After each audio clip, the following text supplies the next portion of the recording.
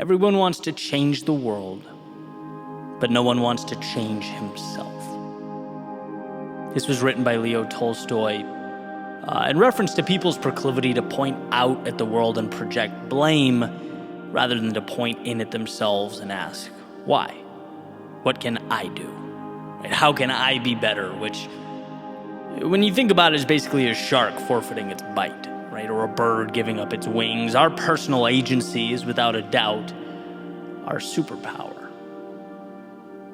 Yet, from my vantage point, sometimes feels like we're walking away from that superpower, a tiny step at a time. Little by little, day by day, we're allowing greatness to fade while bringing about the death of the hero. And well, that's a pretty big claim. What could I possibly mean by this? It's funny, when people ask me what I'm most proud of, my mind pretty quickly goes to my work, the brand that I've dedicated the last almost decade to building. But I don't think that's right. I think it's a product of my answer, but it's not my answer. What I'm most proud of is chipping away at the monster that is the victim mentality. My default when things went wrong for so long was to feel bad for myself. It was easier to be the victim and sulk than it was to keep taking the hits. It's like a cheat code. When you can just bask in your sorrow and hate the world, you don't have to do anything. It's like a giant ibuprofen for the discomfort that is life. But it relieves the symptom, not the cause. And to understand, to overcome this worldview is like being gifted with a new pair of eyes. And what I learned was that self-pity, it gets you nothing. It leaves you resentful, disappointed, envious, wandering down a path that is not your own. What I learned was that my story needed a hero. That's why as I grew, I spoke about the power and the beauty of doing the difficult thing.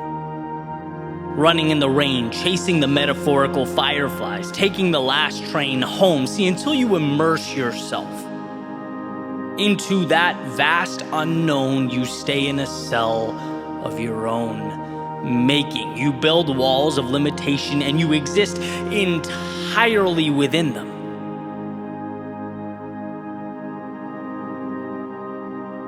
And as time has progressed, I look back, there are two things worth mentioning. One is that we find life's meaning in the difficult thing.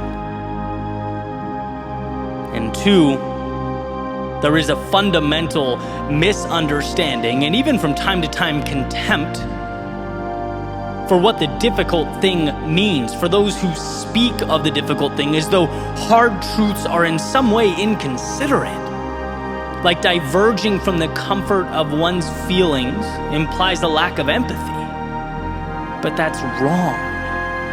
If you love someone, if you care about someone, if you care about yourself, you say what is true. And what is true is that the shelter and the temporary comfort of victimhood is a high not worth the withdrawal, not worth the suffering. It got me nowhere, it will get you nowhere, and that is a reality that will never cease to be true. We live in a world that's been shaped entirely by those who found the courage to do the difficult thing. Everything around us is a product of the courageous decision to take the now and bend it. And that means taking hits. It means being criticized. It means by definition you are choosing to be uncommon. You're choosing to change things, yourself, and by default the world around you. There's nothing wrong with being common. Quitting is relatable. Failure is relatable. Falling short is relatable. Because we're all human and we've all been there.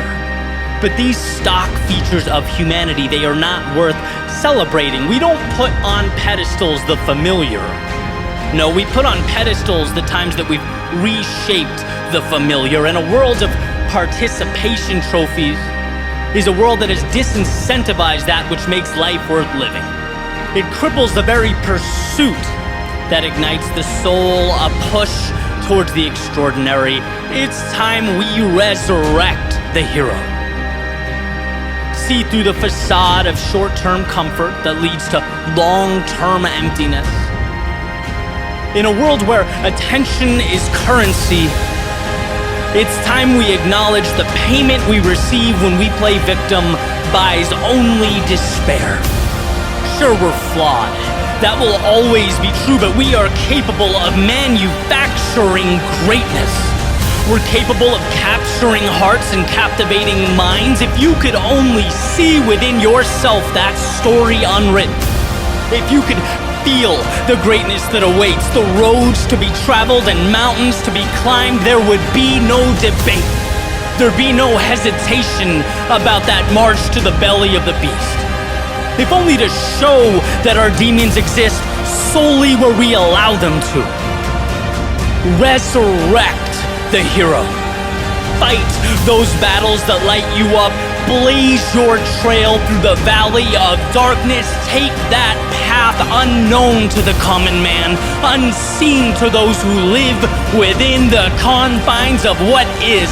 Resurrect that hero, because you need you, because the world needs you. There's no time to be down or sad or dwell on the mistakes of yesterday. There's too much on the line to pretend that settling was the plan all along, or to point at the obstacles with disdain and hatred while life rotates around you. No, resurrect the hero. Resurrect your answer. Resurrect the person you were meant to be. It may not be simple or intuitive. It may cause you to give more than you knew you had. It may not be easy. But my friend, easy never changed the world.